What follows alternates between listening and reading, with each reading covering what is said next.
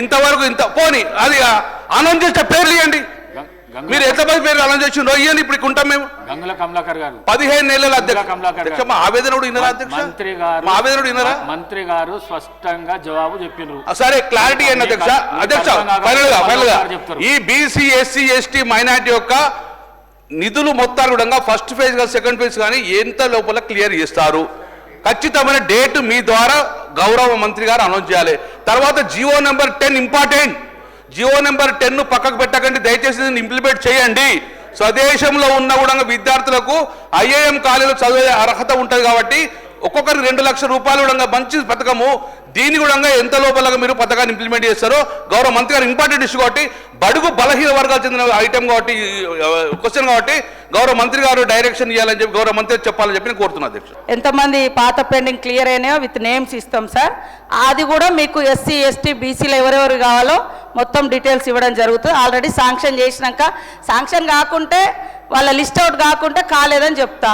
List out అయింది కాబట్టి మీ చేతికి ఇవ్వడం జరుగుతుంది. గతంలో లిస్ట్ అవుట్ కాలేదు, నేనే ఆ రోజు ఈ సీఎం గారు చూస్తున్నారు ఎడ్యుకేషన్, నేనే ఆ రోజు ఆన్సర్ ఇచ్చిన. ఈరోజు కూడా నేనే ఆ రోజు ఇంకా కాలేదు చేస్తామని చెప్పిన, ఈరోజు అయింది ఇస్తామని చెప్తున్నా. 167 కోట్ల రూపాయలు పాత బకాయిలు ఇచ్చినాం, ఇంకా 25 కోట్లు పెండింగ్ ఉంది. అది కూడా తొందరలోనే క్లియర్ చేస్తాం.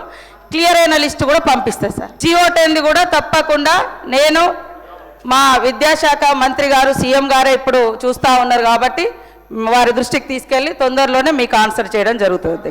నిన్న సండేనయ్యా, నిన్న సండే మేము ఎప్పుడో సార్ బీసీ వాళ్లకు 110 అప్లోడ్